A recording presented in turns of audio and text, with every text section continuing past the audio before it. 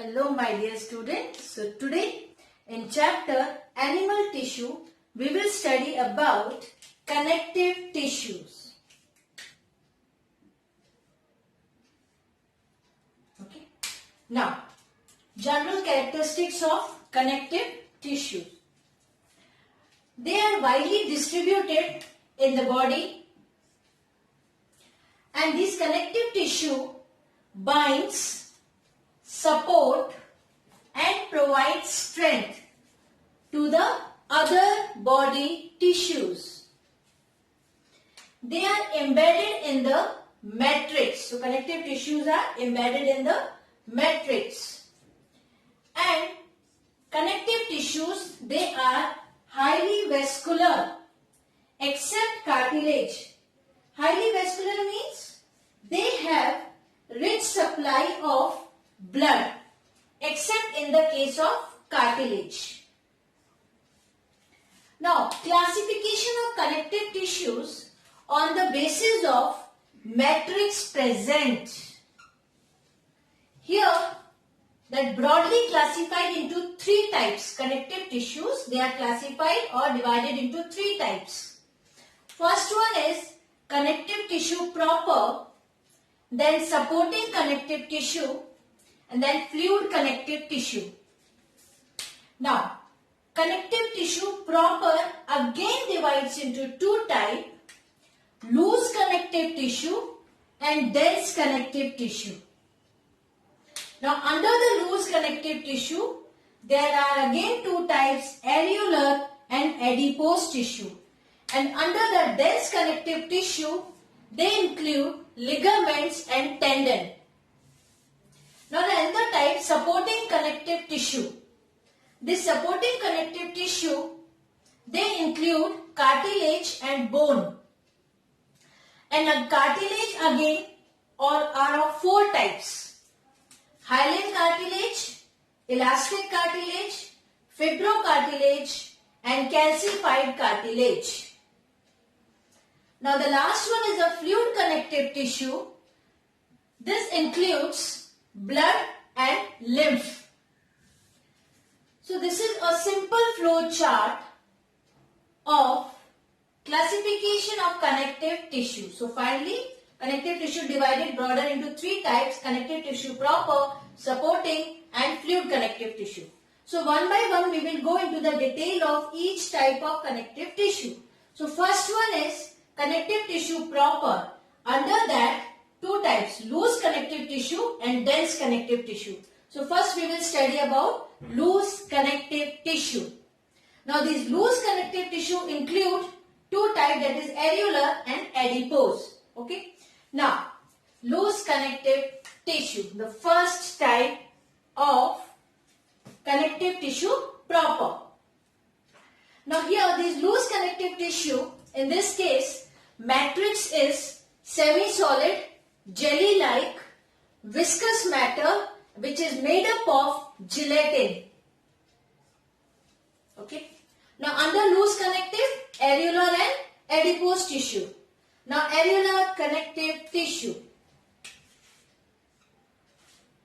General characteristics of areolar connective tissues are, and here I have drawn the diagram also.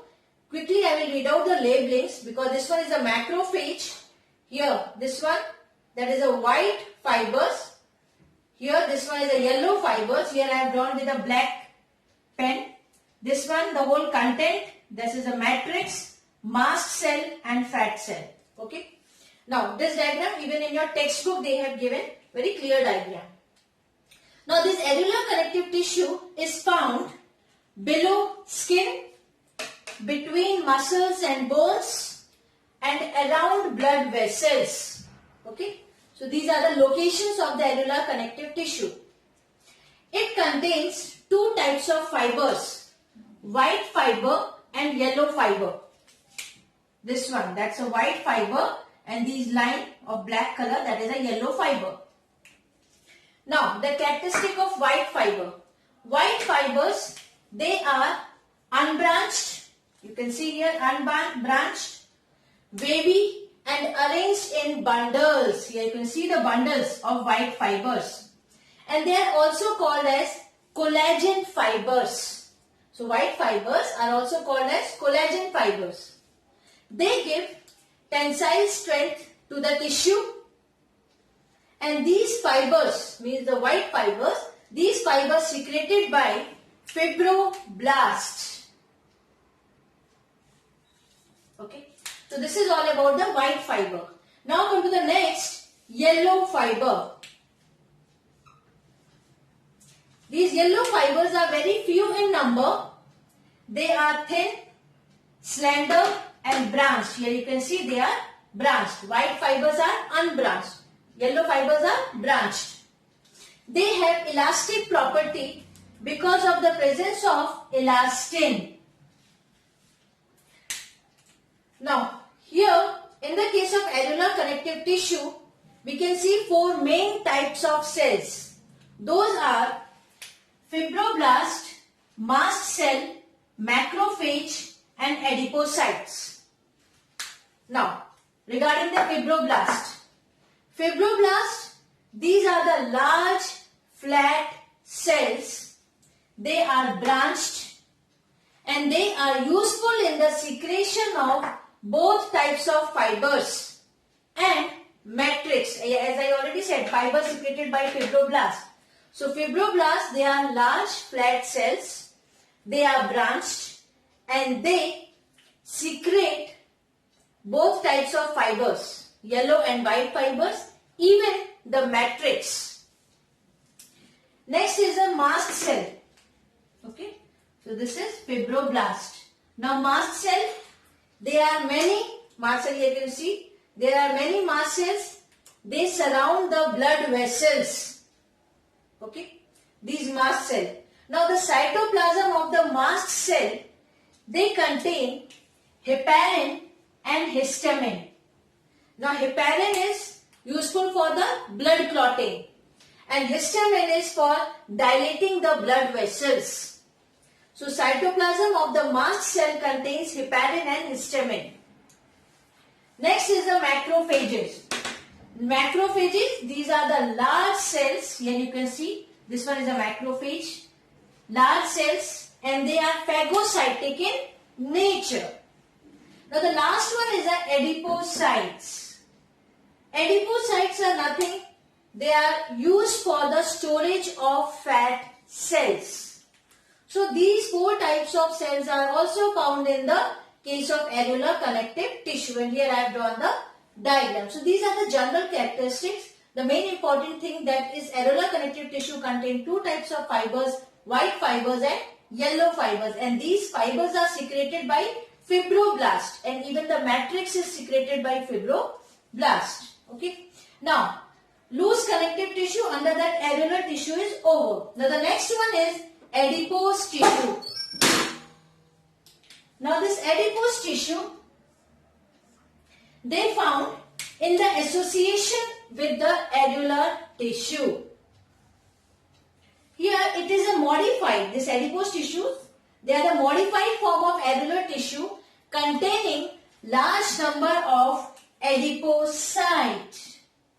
Adipocytes are nothing, the cells which are used for the storage of fat. Here you can see the fat cells. So these adipocytes are the cells which are used to store the fat. Now there are two types of adipose tissues. What are those? White adipose tissue and brown adipose tissue. Now white adipose tissue. This white adipose tissue appears opaque. Now why they appears opaque? Due to the presence of large number of adipocytes. So because of this adipocytes, they appear as a opaque, and these white adipose tissues, they are commonly seen in adults. Next one is a brown adipose tissue. So they are reddish brown in color. Okay. So why they are reddish? Because of the presence of blood vessels. So in this case, that is a brown adipose tissue. Blood vessels are present. That's why they appear reddish brown. And this brown adipose tissue, they are mostly found in developing fetus and infants. Okay, so white adipose tissue is commonly seen in adults and brown adipose tissue is commonly seen in developing fetus and infants. Now, functions of adipose tissue. They act as a good insulator. They are the major source of energy reserve because they store the fat, and they supports and protect the various internal organs. So these are the main functions performed by adipose tissue. So in this way, we have finished under the connective tissue proper, loose connective tissue, areola and adipose. Please go through all these important points. Now, under connective tissue proper, we have finished loose connective tissue. Now, the next one is a dense connective tissue, which includes ligaments and tendons. Now, ligaments means the dense connective tissue.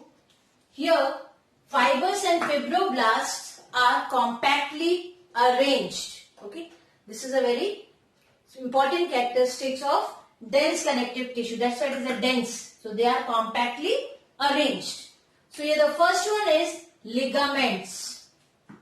Now ligaments, they are made up of elastic or yellow fibers. Ligaments bind two different bones at the joints. And these ligaments are very useful in preventing dislocation of bones, and at the same time they provide flexibility to joints. So in this case, ligaments play very important role in preventing dislocation of the bones, and they are made up of yellow fibers or elastic fibers. Next type of dense connective tissue is tendons. Now here these tendons, they attach skeletal muscle bundle to bones. Means attachment of muscles to bones is done by tendons. And they are made up of white fibers. Here ligaments are made up of yellow fibers. Tendons are made up of white fibers. And white fibers, they are also called as a collagen fiber, isn't it? Now they give tensile strength to the tissues, and these tendons, they help in various movements. Now few examples here, the type of tendon, that is the Achilles tendons and hamstring tendon.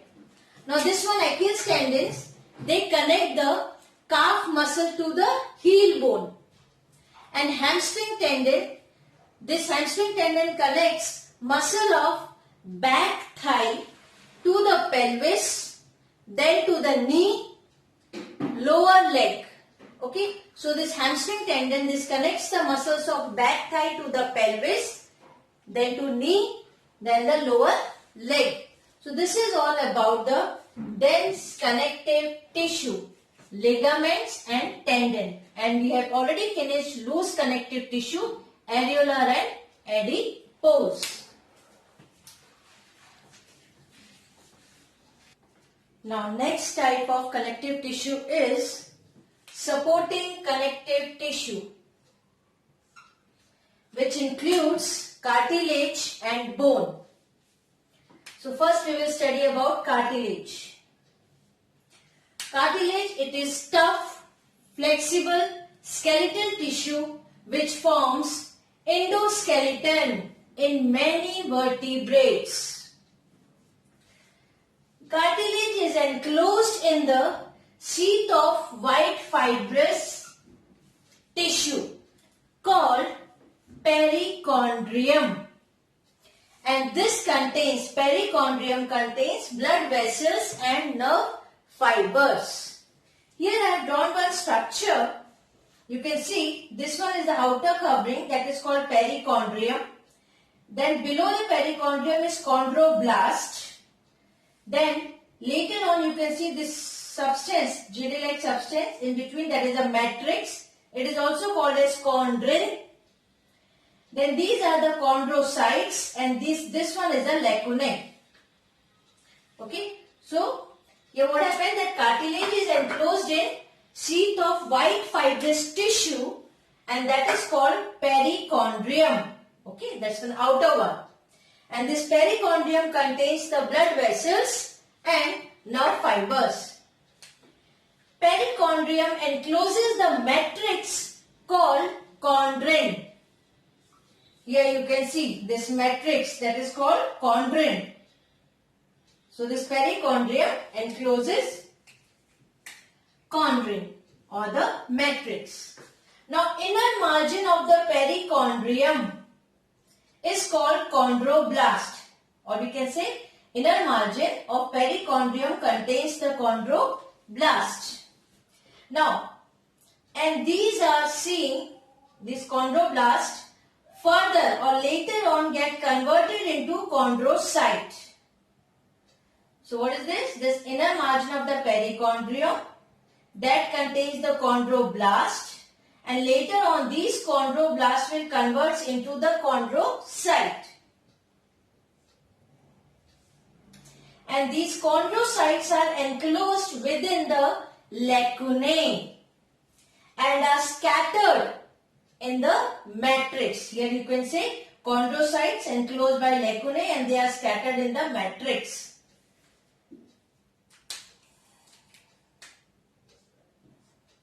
Now, exchange of nutrients between these chondrocytes, okay, and matrix is done by simple diffusion process, okay, from the blood vessels which are present in the perichondrium. So exchange of nutrients is taken place by the blood vessels which are present in the perichondrium. Fine. So this is the general characteristics of the cartilage. That outer covering is called perichondrium. Then just inner to the outer covering, that is contain the chondroblast, and later on these chondroblasts will convert into the chondrocyte, and inside the perichondrium that contain the matrix, that is also called as the chondrin, and chondrocytes are enclosed by the lacunae. Now, depending upon the nature of matrix, this cartilage is divided into 4 types: hyaline cartilage, elastic cartilage, fibrocartilage and calcified cartilage, depending upon the type of matrix. Now, matrix means that is nothing but the chondrin which is present inside the perichondrium, that whole content. Okay. Now, hyaline cartilage. Hyaline cartilage is found at ends of long bones, anterior end of nose, then larynx, bronchial trees, fetal and embryonic skeleton. So in these places we can find the hyaline cartilage. Now this hyaline cartilage is highly compressible and elastic in nature. And these hyaline cartilage are surrounded by perichondrium, means this hyaline cartilage is having the perichondrium. Actually this diagram is of hyaline cartilage only. And chondrin means matrix. In the case of hyaline cartilage is bluish white gel-like substance. So matrix in the case of hyaline cartilage is bluish white and gel-like. This hyaline cartilage contains very fine cartilage fibers which provides the flexibility and support to the body, and they act as a good shock absorber. So what happened? Here this hyaline cartilage contains fine cartilage. And because of these cartilages, they provide the flexibility and support, and they act as a very good shock absorber. So this is all about the hyaline cartilage. And here in the case of hyaline, matrix or the chondrin is blue, white and gel-like. Now next one is the elastic cartilage. This elastic cartilage is found in epiglottis, external ear, trachea. Okay. So such places we can see the elastic cartilage. Here in this case also, elastic cartilage is surrounded by perichondrium. Means this type of cartilage is also having the perichondrium. Here in the case of elastic cartilage, matrix contains elastic fibers.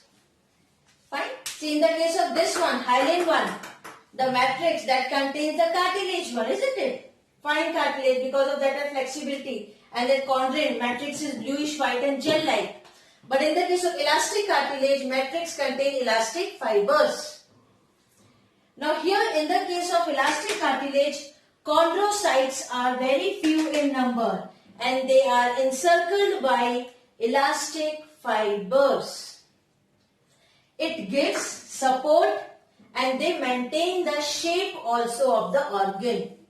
So this is all about the elastic cartilage. Chondrocytes are very less in number. Now the next type is fibrocartilage. Here this one, fibrocartilage, is the strongest and rigid cartilage. Now here in this case, this fibrocartilage are found in pubic symphysis and intervertebral disc.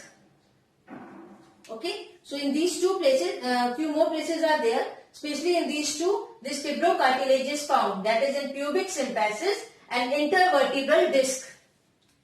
Now in the case of fibrocartilage, perichondrium is absent. Means this one, perichondrium, outer layer, is not there in the case of fibrocartilage. That is absent. In the case of fibrocartilage, matrix or chondrin contain the bundle of collagen fibers. So here the matrix contain collagen fiber. Now chondrocytes, in the case of elastic one, they are very few in number and they are seen scattered in the bundle of collagen fiber. And this helps to support and for fusion of different organs. In the case of fusion and to give the support, this fibrocartilage are very helpful. Now the last one is calcified cartilage. Now this calcified cartilage is formed due to the deposition of various salts in the matrix. So in this matrix or the chondrin, there is a deposition of various salts and because of that only calcified cartilage is formed. Now due to the deposition, cartilage loses its flexibility. They become stiff. And this condition means the formation of calcified cartilage or this one is found especially during the old age where what happened, the joints, they lose the mobility because there is a deposition of the salts in the matrix. So in this way, depend upon the nature of matrix, cartilage are of four types: hyaline cartilage, elastic cartilage, fibrocartilage and calcified cartilage. And these are the few common, important, distinguished characteristics of the cartilage. Fine. So in this one, we have finished supporting connective tissue. Cartilage is over. Now next supporting connective tissue is bone. Cartilage is over. Okay. Now bone. Bone is the supporting and protective tissue of vertebrates which protect internal soft and delicate tissues. Bone is enclosed in collagen fibers called periosteum. Here I have drawn the structure, 3D structure of mammalian bone, and this one is a Haversian system. So here you can see that bone is enclosed in the collagen fiber, okay, and that is called periosteum. This outer one is called periosteum. Now this periosteum is internally lined by endosteum, which surrounds the cavity. So next to the periosteum is the endosteum. Now bone shows presence of hard, solid, calcified matrix called osine. Fine. So this bone shows the hard, solid, calcified matrix, the main content of the bone, that is called osine. Now hardness means hardness of the bone is due to the deposition of inorganic mineral salt called hydroxyapatite. Because of this the bones are hard. Now in bone, matrix is arranged in the concentric circles. Here you can see this, so they are arranged in the concentric circles. These circles, they are called the lamellae, which contain with a large number of osteoblasts in fluid-filled cavity called lacunae. So here I have used three words: lamellae, osteoblast and lacunae. So what happened? First of all, the matrix is arranged in the concentric circles. Fine. These concentric circles, they are called the lamellae. Here you can see I have drawn the enlarged or the zoomed structure of Haversian system. So first I will show the labeling here. Haversian canal in the center, Haversian lamellae, that outside concentric circle, and these together they form the Haversian system. And this is the enlarged structure of Haversian system, single. Fine. Now what happened here? They are arranged in the concentric circle, that is called lamellae, these concentric circles, and which contain large amount of the osteoblast. You can see here osteoblasts are there, large amount of osteoblasts, they are arranged in a fluid filled cavity called the lacunae. Lacunae is nothing but these inside this one, the fluid filled cavities, that is called lacunae. Now each lacunae has fine cytoplasmic extension, and that is called canaliculi. Here you can see, isn't it? These cytoplasmic, they have a small, very fine cytoplasmic extensions. So that outer, you can see the hair-like structure that is present. So those are the extension of the cytoplasm, that is called canaliculi. The structural unit of bone is called Haversian system or osteon. So this one Haversian system, this is the structural unit of bone, and it is also called as osteon. Okay? Now, presence of Haversian system. This is the characteristic or very important feature of mammalian bone. So Haversian system, this one is the peculiar feature of mammalian bone. Now two adjacent Haversian systems are interconnected by Walkman's canal. Here you can see these are the Haversian system, isn't it? So these are interconnected with the help of Walkman canal. Now on the basis of matrix, bone is again classified into two types, spongy and compact bone. Now under the spongy bone, these spongy bones are present at expanded end of long bone. So expanded end of long bone, spongy bones are present. In the case of spongy bone, matrix contains trabeculae. So what they contain? Trabeculae. And here this is filled with soft tissue, and that soft tissue is called red marrow, which is responsible for the production of blood cells, and that term is called hemopoiesis, means production of blood cells. So these bones are filled with the soft tissue called red marrow, which is responsible for the hemopoiesis. And in the case of spongy bone, Haversian system is absent. Now from the next is compact bone.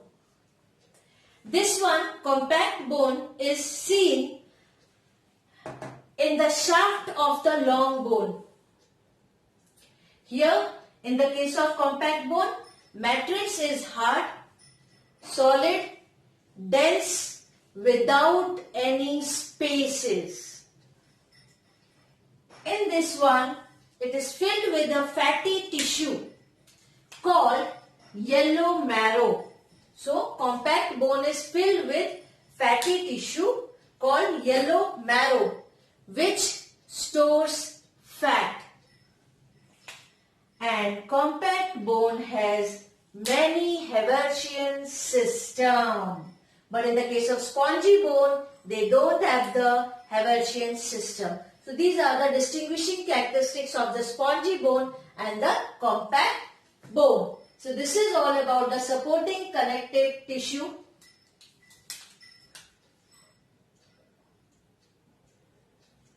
Supporting connective tissue, under that cartilage and bone. Okay. So, thank you.